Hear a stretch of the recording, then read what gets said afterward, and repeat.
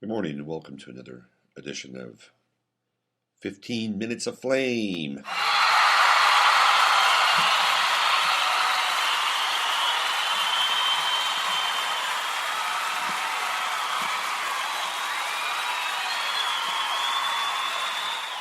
Thank you very much. It is 9 o'clock a.m., bright and early here, South Central Texas, Austin, Music City. This is where South by Southwest is now officially taking place. This is where all of the music denizens of the planet descend upon Austin and figure out they really want to live here. In fact, South by Southwest became the magnet. It became the social magnet, the geomagnet for Austin, starting back in the late '90s. Actually, it's probably in the mid '90s to late '90s. South by Southwest, which is a music festival, started off, and journalists started coming here, and bands started coming here, and people cruised around and said, "Wow, this is a really great place. It's cheap. The people are friendly. The food is great." And of course, they're coming here in March, so it's the weather's great. So year after year after year after year after year, South by Southwest happens, and year after year after year after year, people come here and say, "Well, I really like Austin," and I would say it's probably connected to maybe about 10%, 15% of the rise of population, and then you factor in people telling other people, and there's probably about another 5%. So South by Southwest has become a huge Austin magnet. It's going on right now. When I was back in the music business, I actually used to come here and hang out and get into all kinds of shows for free and showcases. It was a lot of fun back in those days. What's happening, everybody? We had the Ides of March, and we managed to, I think, turn the gain down there. We managed, I think, to evade the major event. We haven't had the major event since Trump has been president. Gee, I wonder why. That's not to say that we won't have the major event or a major event. If it is a major event, it will have to do with our pals in the Middle East, no doubt. But something did happen yesterday, and it is significant. Janet Yellen raised the interest rates again. So money, fiat currency, paper that they print and sell back to us is going to be more. It's going to cost more to get the paper that they're printing and selling back to us. So that happened yesterday. Now, that's not it's like a delayed explosion, right? It's sort of like it happens somewhere deep within the earth, and then the explosions sort of resonate and trigger fault lines and things like that. So even though it was not a major headline event, it will have an impact on us. It will have an impact on borrowing now, because Trump wants to kickstart business, small business. He wants to kickstart it. And if money is harder to get, it's going to be harder to do. I find this whole process to be very interesting and very convoluted. Because when we talk about things like the deep state, we want to know who's behind what's happening, right? Like if the deep state is a shadow government that's operating within our own government, which has been for many years, by the way. This is nothing new. Ever since Kennedy was killed, the deep state took over. I mean, that was a coup. Kennedy killing was a coup. And Kennedy died. I don't care what Miles Mathis said. He died. I know someone whose husband worked on JFK's brain, unless they brought in somebody else and faked him out. Did the old cadavered switcheroo, double switcheroo. I don't think that happened. But there was a coup that took place once Kennedy died, and the coup was staged by the CIA and foreign intelligence. The Mossad in Israel had a role in it. The CIA, who plays tag team with the Mossad. They were part of it. Lyndon Johnson was part of it. He was a happy part of it. He got to become president. And boy, did the United States change after that.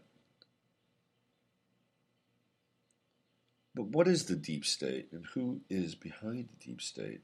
Is it the CIA? Now, I was listening to some radio last night to the very controversial Eustace Mullins, who was the transcriber of Ezra Pound, who's one of my favorite people in history and literature. Love Ezra Pound, Libra. And Eustace Mullins was talking about how the CIA really was set up by British intelligence. And I believe that. I believe that British intelligence basically formed the CIA. So if that's the case, then the CIA kind of answers to British intelligence, which means that there is a piece of the crown involved in the deep state. Don't forget that. British intelligence has been at this for centuries. Centuries. You go back to John Dee, the original 007, using occult practice, tactics, techniques, combined with secrecy and codes, the ferreting of information, both arcane and practical. So it goes all the way back to Queen Elizabeth I, John Dee, Edmund Kelly. And from that point forward, it just got more and more robust as England sailed the seas and gathered information and knowledge. Information and knowledge is currency. It is hard currency. With information and knowledge, you can affect markets. You can ruin people's lives. You can infect people with viruses like memes and tropes. You can program them with information and knowledge. It's the most powerful currency on the planet. Second to truth, although truth is kind of like gold in some ways. It's really expensive. It's a higher price to pay. So the CIA has its roots in the basically MI6, MI5, British intelligence. But they're just one faction. They are the operating principle inside of the deep state. And the CIA has field chiefs positioned at newspapers, TV stations, radio stations all across the United States. So they're an arm. Think of this as like an octopus, right? They're an arm of the deep state, and a very, very important arm because they control the flow of information. That's what they do. They control the flow of information. They can create information. They can create disinformation. They can be in the business of what we call fake news, which has been going on for a very long time and still is very prevalent. Even Trump practices fake news. Trump is his own best disinformation agent, by the way. What did he do during the primaries?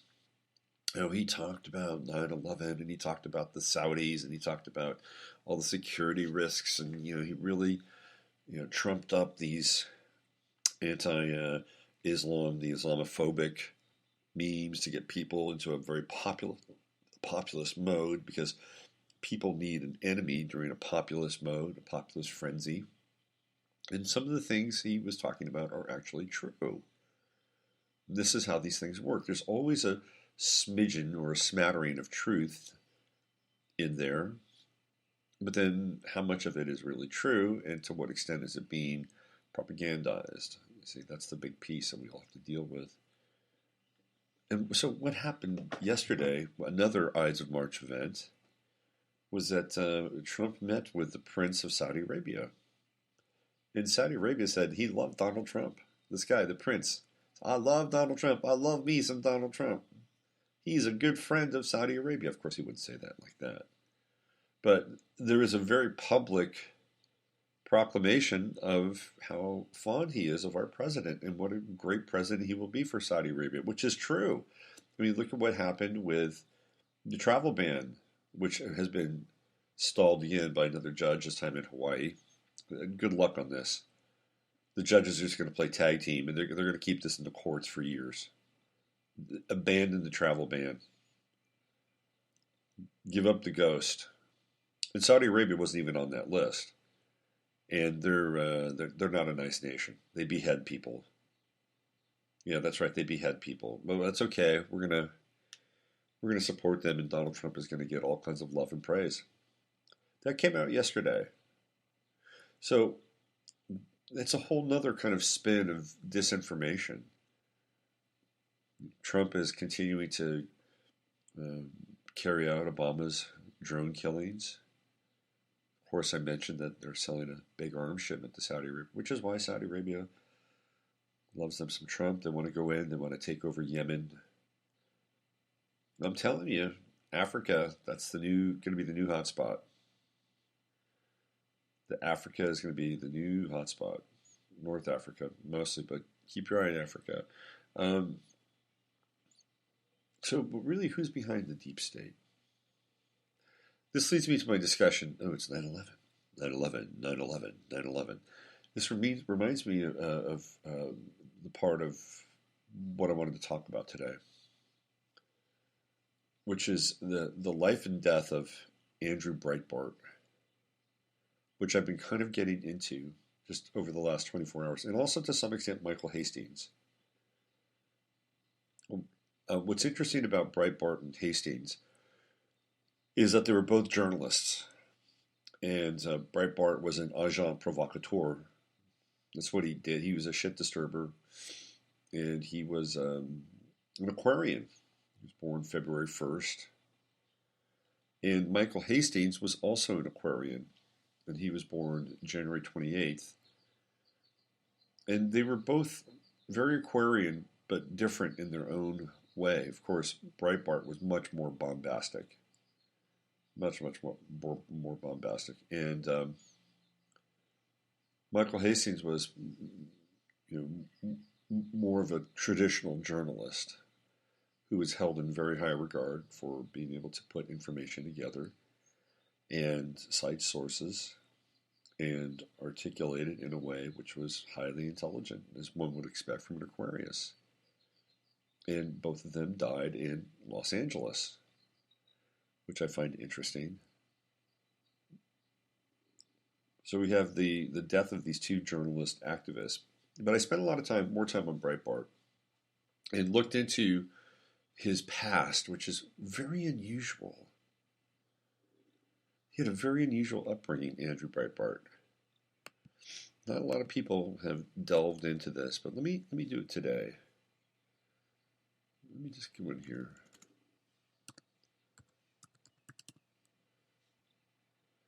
Let's see. I'm going to read you some information. This is from Wikipedia. So he was born on March 1st, 1969. It was, February 1st, 1969. And March 1st, which was 2 weeks ago, was the 5th anniversary of Andrew Breitbart's strange death. Now it says here he was a conservative publisher and commentator for the New Washington Times. He was a media critic, journalist, author, so on and so on and so on. He was an editor for the Drudge Report at one point in time, and he was a close friend of Arianna Huffington. What's really strange about Arianna Huffington and Andrew Breitbart is they do these role reversals. Like, Arianna Huffington was married to Michael Huffington, who ran for governor of California at one point, and she divorced him because she found he was gay, and he helped her create the Huffington Post. Now, Arianna Huffington was a conservative very early on, and then she turned to being a kind of radical liberal voice against the Bush administration. And the Huffington Post took off, and so she went from being a conservative to a liberal/progressive. Andrew Breitbart was raised as a liberal, and he became a conservative/Republican. So it's very strange that they had these role reversals going on, the two of them, which in some ways is good. Like, it shows that people can be fluid and reevaluate and reassess their political beliefs. But here's where it gets interesting for Breitbart. Let me read